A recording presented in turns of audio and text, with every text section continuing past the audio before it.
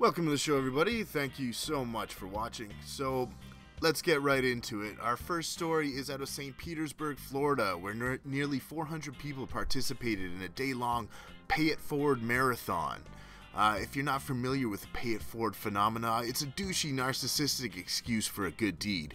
And, basically a person who goes to Starbucks or any given coffee shop, they opt to pay for the person behind them's order, whatever it is. Thus, paying it forward. And of course, in turn, making you a good person. This, of course, should not be mistaken, for an actual good deed, which actually involves getting off your ass and helping somebody in need of assistance. Now, the person behind you has obviously already found a financial solution for the dilemma that they're about to face when they reach the counter and the barista in front of them. They already know what they're going to do. You don't need to help them with that.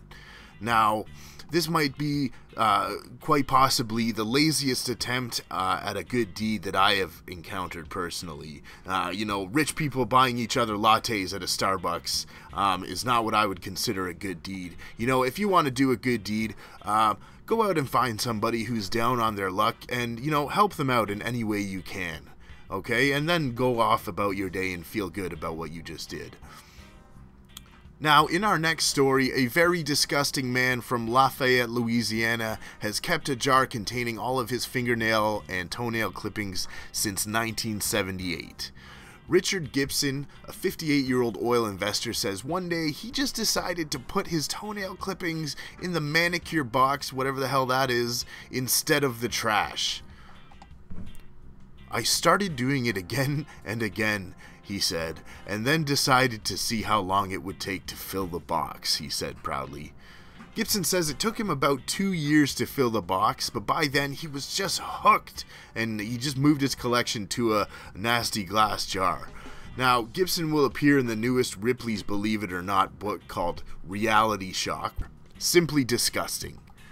And speaking of disgusting jars full of things, a Croatian man dubbed the Penis Collector has been arrested for allegedly hoarding a mass of human man-cocks taken from the bodies of dead patients. The unnamed 53-year-old man has worked as a nurse, arrested on charges of disturbing the deceased, I would say. Now, in his apartment, police found, quote-unquote, a few glass jars full of human penises preserved in formaldehyde. So, that's it for me, folks. Thanks so much for watching, and I'll see you next week for more worldwide weird. You can't make this shit up.